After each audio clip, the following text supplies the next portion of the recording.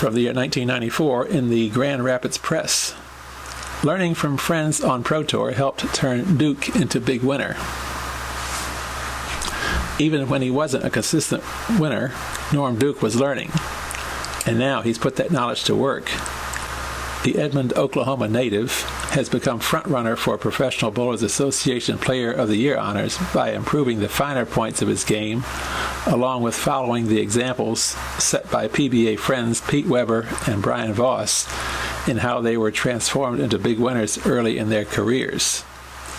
To watch them do it, I realized there was a lot of work involved, said Duke, a leading favorite to make this week's Great Lakes PBA Classic his 6th tournament title of the season. I watched them do it the correct way, in things like handling the media and pressure, and I learned from their example. Duke, 30, has learned his lesson well after 14 years on the Pro Tour.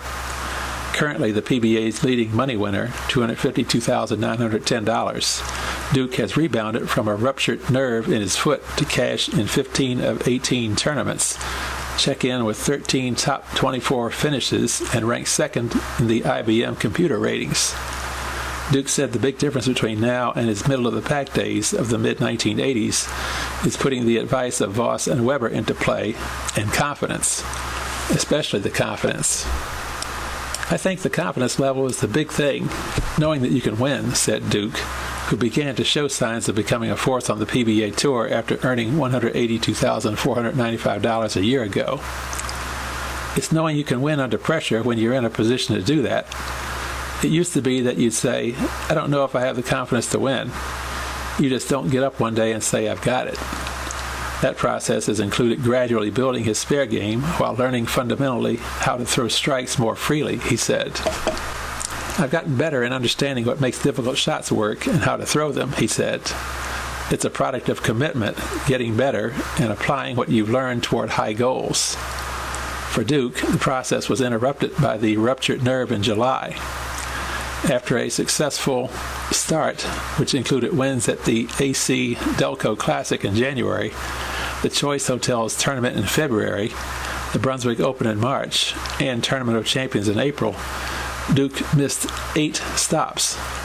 By the time he returned in September, Walter A. Williams Jr. had crept to within striking distance of repeating his Player of the Year honors. It was only by Duke winning last week's $100,000 Rochester Open that he likely clinched Player of the Year honors.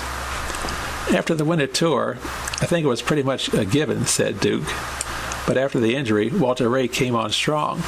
Unfortunately for him, he didn't win a lot of tournaments that he was leading in, or probably could have won, or it would have been a closer race. Aside from the injury and being on the shelf for 2 months, Duke said 1994 has gone according to his plan. Winning in Grand Rapids would be the cap to the type of season he always dreamed of having. I'm very happy with it, he said, but I'm not going to get complacent. I will still try to improve. Sometimes in bowling you can win, but there was some luck involved. Other times you finish 10th and you say you bowled real good. For me, I'm happy with what I've learned, how I've put that into play, and my overall level of play. The Great Lakes PBA Classic finished up 2 days of Pro-Am early this morning. Qualifying rounds began this morning at 9 a.m. at Spectrum Lanes and will continue to about 10 p.m. Qualifying on Monday lasts from 9 a.m. to 3 p.m., with the field being cut to the 24 for 8 rounds of match play beginning at 6:15 p.m.